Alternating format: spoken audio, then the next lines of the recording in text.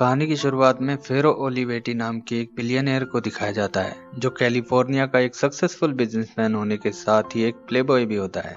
उसकी दौलत और हैंडसम लुक पर लड़कियां फिदा रहती हैं, लेकिन फेरो का ध्यान अमीर लोगों की खूबसूरत बीवियों पर ज्यादा रहता है, क्योंकि वो किसी के साथ रिलेशनशिप के चक्कर में नहीं पड़ना चाहता और हमेशा आजाद रहना चाहता है। लेकिन वो अपने बिजनेस के साथ कोई कॉम्प्रोमाइज नहीं करता।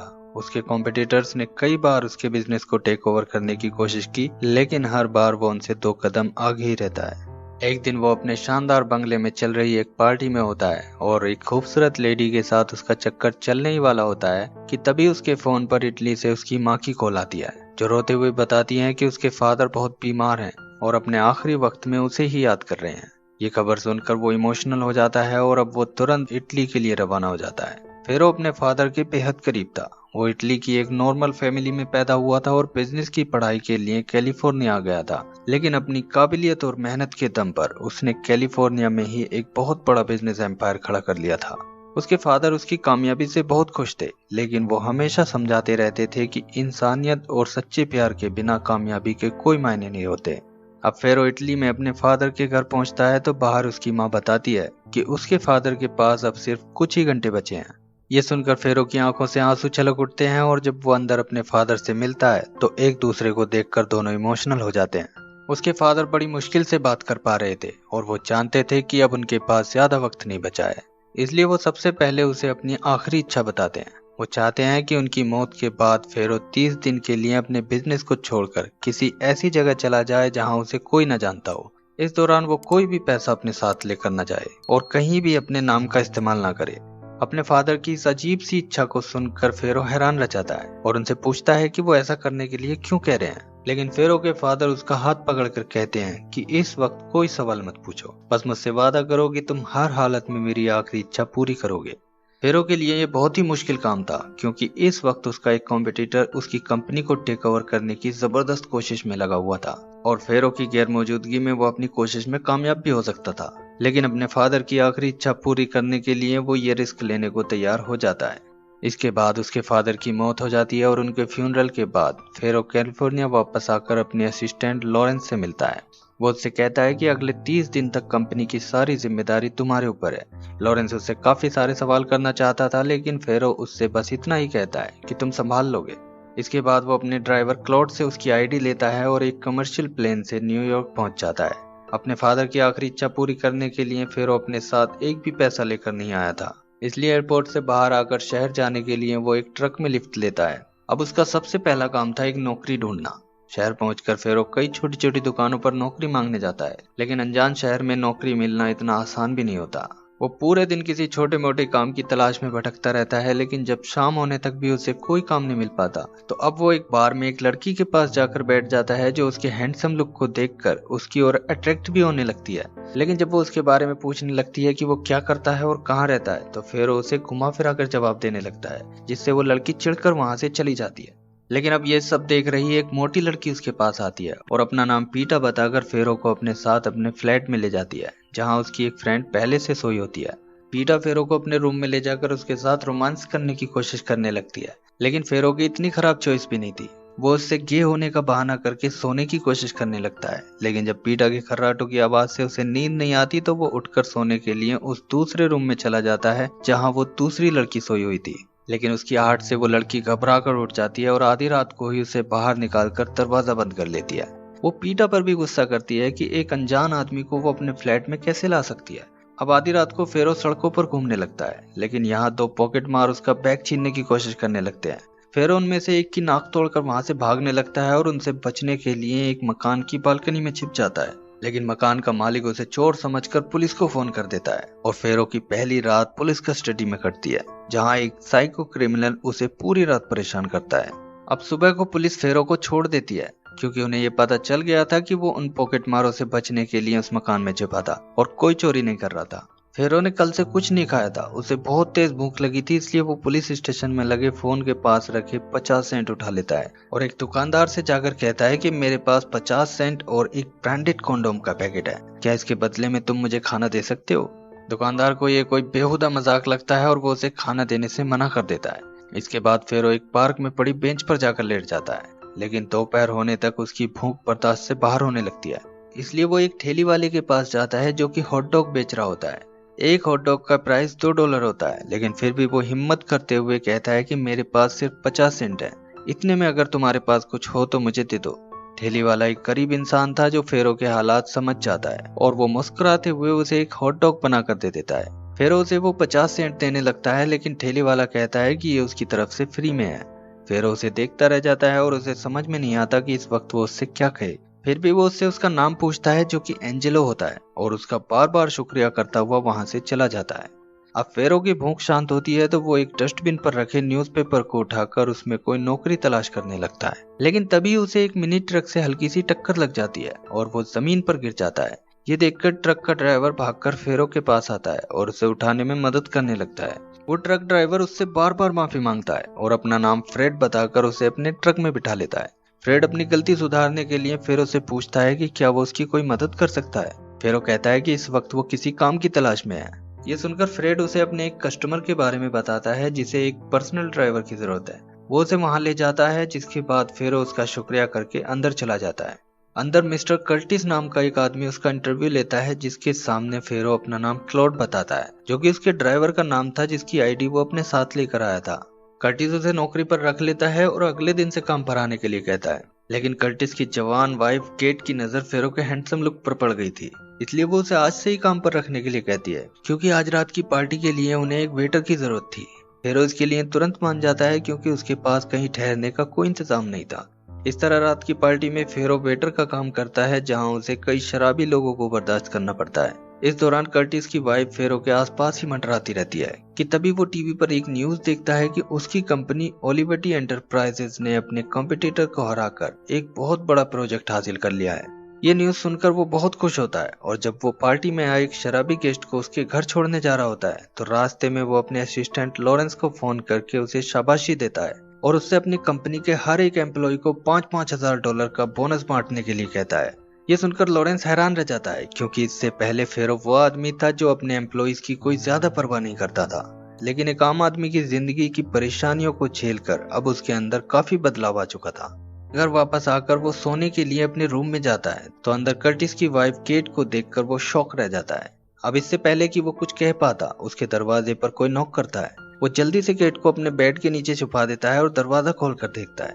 ये कर्टिस की बेटी नैन्सी होती है जो शराब के नशे में धुत होती है। तभी फिर से दरवाजे पर नॉक होती है तो इस बार फेरो नैन्सी को बाथरूम में छुपा देता है। अब वो दरवाजा खोलकर देखता है तो ये मिस्टर कर्टिस होता है। फेरो सबसे ज्यादा हैरान रह जाता है जब उसे पता चलता है कि मिस्टर कर्टिस एक बाइसेक्सुअल है और उसका फायदा उठाना चाहता है, लेकिन यहाँ फेरो चालाकी दिखाते हुए कहता है कि उसे एक ऐसी बीमारी है जो ज्यादा पास आने से फैलती है। ये सुनकर कर्टिस वहां से भाग जाता है, लेकिन उसके जाने के बाद नैन्सी बाथरूम से निकलकर बाहर आती है और एक बार फिर से फेरो को लिपटने की कोशिश करने लगती है। फेरो उसे समझाता है कि अभी तुम बहुत छोटी हो, लेकिन नैन्सी उसे पैसे देकर ये सब करने के लिए मजबूर करने की कोशिश करती है। लेकिन जब वो उसकी कोई बात नहीं सुनता तो नैन्सी उसे घमंडी बताते हुए गुस्से में वहां से चली जाती है। अब नंबर आता है कर्टिस की वाइफ केट का, तो फेरो उसे नहीं भगाता क्योंकि आखिर में वो एक प्ले बॉय था और खूबसूरत शादीशुदा औरतें उसकी पहली चॉइस थी।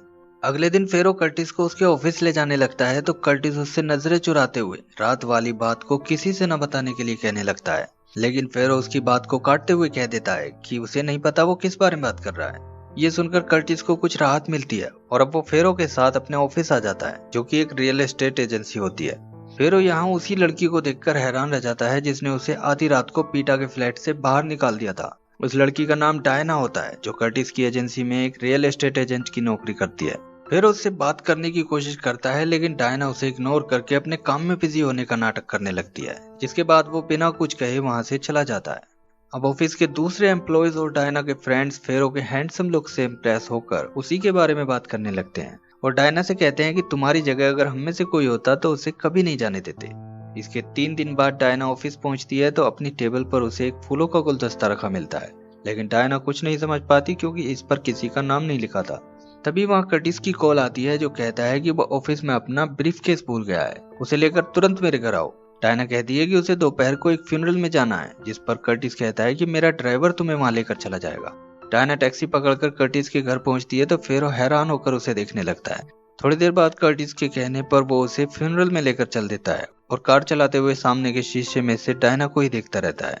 आखिरकार वो उसे टोक देती है तो फेरो पीटा के फ्लैट वाली बात के लिए उसे सॉरी कहता है और पूछता है कि उसे फूल पसंद आए या नहीं।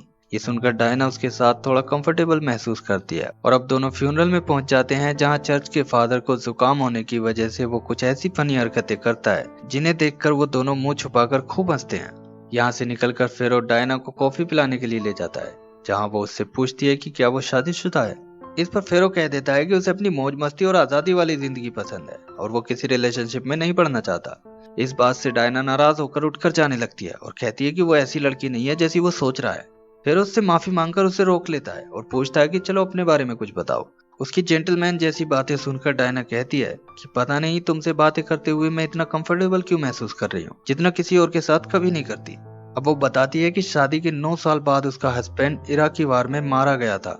तब से वो अपने मॉम डैड के पास रहती है, जो चाहते हैं कि वो फिर से किसी के साथ डेट पर जाए, लेकिन अभी तक वो अपने हस्बैंड की मौत के सदमे से बाहर नहीं निकल पाई है। ये सुनकर फेरो को उसके लिए काफी दुख होता है और वो कहता है कि अब इन सब बातों को भूलकर उसे लाइफ को एंजॉय करना चाहिए, ज्यादा नहीं तो थोड़ा ही सही, पर उसे करना चाहिए। उसकी इस बात पर डायना हंसने लगती है और इस तरह बातें करते हुए उन्हें पता ही नहीं चलता कि वो पिछले 3 घंटे से यहाँ बैठे हैं। रास्ते में भी वो दोनों काफी बातें करते हैं और अब तक डायना कहीं ना कहीं फेरो की ओर अट्रैक्ट होने लगती है। वो पहला इंसान था जिससे काफी वक्त बाद उसने अपने दिल की बात की थी और जिसने उसकी बातों को समझा था। वो फेरो को कुछ पैसे उधार देकर उसकी मदद भी करना चाहती है, लेकिन वो उसका शुक्रिया करते हुए मना कर देता है। इसके बाद जब वो डायना को उसके घर छोड़ने जाता है तो घर के बाहर डायना उसकी आंखों में देखते हुए उसे किस कर लेती है। फेरो भी उसे अगले ट्यूसडे को डेट पर चलने के लिए कहता है और वो हाँ करके अपने घर में चली जाती है। डायना के पेरेंट्स भी ये देखकर खुश होते हैं कि चलो कई साल बाद वो किसी को पसंद करने लगी है, लेकिन जब उन्हें पता चलता है कि फेरो एक मामूली ड्राइवर है तो उनकी सारी खुशी गायब हो जाती है। डायना उन्हें समझाती है कि वो रिलेशनशिप में पड़ने वाला इंसान नहीं है, इसलिए घबराने की जरूरत नहीं है, वो उससे शादी के बारे में नहीं सोच रही। अब ट्यूसडे को डायना को फेरो के साथ डेट पर जाना था, लेकिन मिस्टर कर्टिस आज उसे एक एक्स्ट्रा प्रोजेक्ट थमा देता है जो कि उसे शहर में घूमकर पूरा करना था। मगर फेरो को इससे कोई प्रॉब्लम नहीं होती और वो पूरे दिन उसके साथ घूमकर उसके प्रोजेक्ट में हेल्प करता रहता है। डायना उससे सॉरी कहती है, लेकिन वो कहता है कि तुमने डेट के लिए हाँ कर दिया, यही काफी है। इसके कई दिन बाद जब फेरो ऑफिस के बाहर खड़ा होता है तो कर्टिस की बेटी उसे घूरते हुए अंदर जाती है और थोड़ी देर बाद उसे अंदर बुलाया जाता है। आते ही कर्टिस फेरो को गालियां देते हुए नौकरी से निकाल देता है, क्योंकि नैन्सी ने उसके ऊपर उसके रूम में आकर बदतमीजी करने का इल्जाम लगा दिया था। डायना फेरो को इस तरह बेइज्जत होते हुए नहीं देख पाती और पता नहीं उसे क्या होता है कि वो मिस्टर कर्टिस को गाली देकर फेरो के साथ वहां से निकल जाती है। रास्ते में फेरो उसे कर्टिस और उसकी फैमिली की सारी बात बताता है, जिसे सुनकर वो बहुत हंसती है। अब डायना उसे डिनर के लिए अपने घर ले जाती है। घर पर उसके मॉम डैड को जब पता चलता है कि उसकी नौकरी छूट गई है तो वो परेशान हो जाते हैं। साथ ही वो उन दोनों की बढ़ती नजदीकी को लेकर भी परेशान थे, लेकिन फेरो जब बताता है कि वो थोड़े दिन बाद कैलिफोर्निया वापस चला जाएगा तो उन्हें कुछ राहत मिलती है। अब डायना फेरो को बताती है कि उसने पिछले कुछ सालों में काफी पैसे जोड़ रखे हैं, जिनसे वो अपनी खुद की एक रियल एस्टेट एजेंसी खोलना चाहती है। साथ ही वो कहती है कि इस एजेंसी में वो उसे अपना बिजनेस पार्टनर बनाना चाहती है। फेरो हैरान होकर उसे देखता रह जाता है, क्योंकि उसके बारे में बिना कुछ जाने वो उस पर बहुत ज्यादा भरोसा कर रही थी। लेकिन जब वो भरोसा कर ही रही थी तो फेरो अपने एक्सपीरियंस का इस्तेमाल करते हुए उसकी एजेंसी के लिए एक सॉलिड बिजनेस प्लान तैयार करता है, जिसमें वो कर्टिस के 3 एम्प्लॉयज को, जो कि डायना के फ्रेंड भी होते हैं, उन्हें 15% प्रॉफिट शेयर का ऑफर देकर अपनी एजेंसी में बुला लेता है। वो अपना बिजनेस पार्टनर बनाने के लिए एक बार फिर से डायना का शुक्रिया करता है और दोनों डांस करके अपनी एजेंसी की शुरुआत को सेलिब्रेट करते हैं। अब रास्ते में डायना कहती है कि लगता है मुझे तुमसे प्यार होने लगा है, लेकिन फिर वो ये कहकर बात को टाल देता है कि इस वक्त वो नशे में बोल रही है। मगर वो इतना जरूर कहता है कि उसके जैसी लड़की उसे अपनी जिंदगी में पहले कभी नहीं मिली, वो सबसे अलग है। इसके बाद उनकी एजेंसी शुरू हो जाती है और पहले 2 हफ्तों में उन्हें $12,000 से ज्यादा का प्रॉफिट होता है, जिससे डायना बहुत खुश थी। लेकिन फेरो के वापस जाने का वक्त भी अब नजदीक आ लिया था, इसलिए वो डायना से कहता है कि उसे जल्दी यहाँ से वापस जाना पड़ेगा। ये सुनकर डायना उदास हो जाती है और कहती है कि इससे तो अच्छा ये होता कि वो कैलिफोर्निया में ही अपनी एजेंसी खोलते।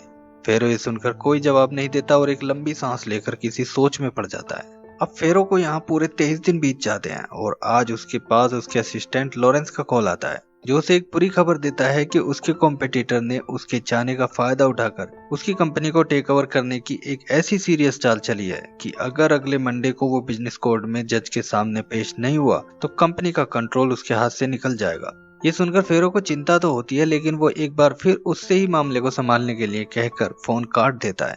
अब डायना फेरो को अपनी निशानी के तौर पर एक टाई गिफ्ट करती है और दोनों फाइटर जेट्स की उड़ान देखने जाते हैं। यह डायना एक बार फिर से कहती है कि उसके जाने के बारे में सोचकर ही उसे डर लग रहा है। इस पर फेरो कहता है कि अगर मैंने तुम्हें अपने बारे में सब कुछ बता दिया तो तुम कभी नहीं चाहोगी कि मैं यहाँ रहूं। डायना को उसकी कोई बात समझ में नहीं आती और आज वो एक बार फिर से उसे आई लव यू कहकर अपने प्यार का इजहार करती है, लेकिन फेरो आज भी कोई जवाब नहीं देता और उसकी आंखों में देखते हुए अपने कंधे से लगा लेता है। अब 29वें दिन यानी मंडे को कैलिफोर्निया के बिजनेस कोर्ट में लॉरेंस को दिखाया जाता है। जज उनके खिलाफ फैसला सुनाने ही वाला होता है कि तभी अचानक फेरो वहां जाता है। उसे देखकर जज अपना फैसला सुनाता है और फेरो केस जीत जाता है। दरअसल ये केस ही ऐसा था कि फेरो को बस जज के सामने आना था और केस खत्म हो जाता, इसलिए वो लॉरेंस से कह के अपने प्राइवेट जेट से कैलिफोर्निया आ गया था। इसके बाद वो तुरंत न्यूयॉर्क वापस आकर डायना से मिलता है। डायना उससे पूछती है कि वो पूरे दिन कहाँ था, जिस पर फेरो कहता है कि मुझ पर भरोसा रखो, वक्त आने पर मैं तुम्हें सब कुछ बता दूंगा। डायना मान जाती है, लेकिन तभी वहाँ कर्टिस की वाइफ केट आ जाती है और फेरो से लिपट कर उसे अपने साथ चलने के लिए कहने लगती है। ये देखकर डायना को बहुत तेज गुस्सा आता है और वो ऑफिस से निकलकर घर की ओर भागने लगती है। फेरो उसे रोकने की काफी कोशिश करता है, लेकिन वो तेजी से भागती हुई अपने घर की ओर निकल जाती है और भागते हुए उसका सेलफोन भी रास्ते में गिर जाता है। फेरो ऑफिस के फोन से बार बार डायना के घर के नंबर पर फोन लगाता है, लेकिन उसकी माँ उसका नाम सुनते ही फोन काट देती है। अगले दिन उसे कैलिफोर्निया वापस जाना था, इसलिए वो ऑफिस में काम करते हुए फिर से डायना के घर का नंबर लगाता है, लेकिन इस बार उसकी माँ फोन उठाकर गुस्से में कहती है कि मेरी बेटी जब तुमसे बात ही नहीं करना चाहती तो क्यों बार बार हमें परेशान किए जा रहे हो। ये सुनकर फेरो उदास हो जाता है, जबकि असलियत ये होती है कि डायना ने आज अपनी माँ से कई बार पूछ लिया था कि ऑफिस से किसी का फोन तो नहीं आया। आखिरकार अगले दिन वो ऑफिस जाती है, जहां उसे पता चलता है कि फेरो चला गया है। वो उसके लिए गुड बाय के अलावा कुछ भी नहीं कहकर गया है और ना ही अपना कोई नंबर छोड़कर गया है, जिसे सुनकर डायना बहुत ज्यादा उदास हो जाती है। इसके कुछ दिन बाद कर्टिस के घर पर वो ट्रक ड्राइवर फ्रेड आता है, जिसने नौकरी दिलवाने में फेरो की हेल्प की थी। वो कर्टिस को बताता है कि तुम्हारे घर पर क्लॉड नाम का जो ड्राइवर काम करता था वो असल में फेरो ओलिवेटी नाम का एक बिलियनियर है। ये कहकर वो उसे $50,000 का एक चेक दिखाता है, जो फेरो ओलिवेटी ने फ्रेड से खुश होकर उसके लिए भिजवाया था। मिस्टर कर्टिस और उसकी बेटी ये देखकर हैरान रह जाते हैं। दूसरी ओर कैलिफोर्निया में फेरो को अपनी मॉम से बात करते हुए दिखाया जाता है। वो उन्हें बताता है कि उसके फादर एक बहुत ही समझदार इंसान थे। वो कहता है कि उनकी आखिरी इच्छा ने मुझे बहुत कुछ सिखाया और उन्हीं की वजह से मुझे एक ऐसी लड़की मिली जो पहले कभी नहीं मिली थी और जो सबसे अलग है, लेकिन लगता है कि मैंने उसे खो दिया है। ये सुनकर उसकी मॉम कहती है कि तुम इतनी जल्दी कैसे हार मान सकते हो, जाओ और जाकर उससे बात करो। अब वो फिर से न्यूयॉर्क पहुंचकर टैक्सी से डायना के घर जाता है। डायना की मॉम उसे घर के अंदर नहीं आने देना चाहती थी, लेकिन इस बार डायना दरवाजे पर ही आ जाती है और उसे पता चल जाता है कि उसकी मॉम ने फेरो की कॉल की बात उससे छुपाई थी। अब डायना और फेरो काफी बातें करते हैं, लेकिन अभी तक फेरो ने उसे अपनी असलियत ना तो बताई थी और ना ही डायना ने उससे कुछ पूछा था। वो तो ये समझ रही थी कि फेरो, जिसे वो क्लॉड नाम के एक मामूली इंसान के रूप में जानती थी, वो सिर्फ उससे मिलने आया है। लेकिन जब वो उससे अपने साथ कैलिफोर्निया चलने के लिए कहता है तो वो बहुत खुश होकर तुरंत उसके साथ चलने को तैयार हो जाती है और कहती है कि आगे चाहे जो भी हो, मैं बस तुम्हारे करीब रहना चाहती हूँ। उसके मॉम डैड उसे रोकने की काफी कोशिश करते हैं, क्योंकि उन्हें डर था कि कहीं वो इस मामूली ड्राइवर से शादी न कर ले। लेकिन वो कहती है कि घबराओ मत, वो एक आजादी पसंद करने वाला इंसान है और वो पहले ही बता चुका है कि शादी जैसे बंधन में बंधने का उसका कोई इरादा नहीं है। अब फेरो डायना को लेकर जैसे ही एयरपोर्ट से बाहर निकलता है तो उसका ड्राइवर क्लॉड गाड़ी लेकर तैयार खड़ा होता है और उसे मिस्टर ओलिवेटी कहकर सलाम करता है। फेरो भी उसे क्लॉड कहकर बुलाता है तो डायना हैरान होकर उसकी ओर देखने लगती है। अब कार में बैठकर फेरो उसे बताता है कि वो फेरो ओलिवेटी एक बिलियनियर है। डायना को अपने कानों पर यकीन नहीं होता और वो एक साथ बहुत सारे सवालों की झड़ी लगा देती है, जिस पर फेरो उसे अपने फादर की आखिरी इच्छा के बारे में बताते हुए अपने महलनुमा आलीशान बंगले में लेकर आ जाता है। डायना यहाँ आकर खुश तो होती है, लेकिन फेरो की असलियत जानने के बाद वो थोड़ा इनसिक्योर भी फील करने लगती है और कहती है कि उसे जल्दी वापस जाना होगा, क्योंकि उसे अपनी एजेंसी भी संभालनी है। ये सुनकर फेरो आज पहली बार उससे अपने प्यार का इजहार करता है और कहता है कि न्यूयॉर्क में तुम्हारे पास जो कुछ भी था उसमें से तुमने मुझे अपना फुल पार्टनर बनाया था, इसलिए आज यहाँ जो कुछ भी मेरे पास है उसमें से मैं तुम्हें अपना फुल पार्टनर बनाना चाहता हूँ। क्या तुम मुझसे शादी करोगी? उसकी इस बात पर डायना इमोशनल होकर उसके गले लग जाती है, क्योंकि इतने दिन से वो यही तो सुनना चाहती थी। इसके 6 महीने बाद दोनों शादी कर लेते हैं। उनकी शादी में बहुत से लोग शामिल होते हैं, खास तौर से वो सभी लोग जिन्होंने न्यूयॉर्क में बिना किसी लालच के फेरो की मदद की थी, जैसे ट्रक ड्राइवर फ्रेड, जो अब फेरो की मॉम मिसिस ओलिवेटी का पर्सनल ड्राइवर है, हॉट डॉग बेचने वाले मिस्टर एंजेलो, जो फेरो की मदद से अपना खुद का एक इटालियन रेस्टोरेंट चलाते हैं, इसके अलावा पीटा, मिस्टर कर्टिस और डायना के सभी कलीग्स भी उनकी शादी में शामिल होते हैं और इसी के साथ ये मूवी एंड हो जाती है।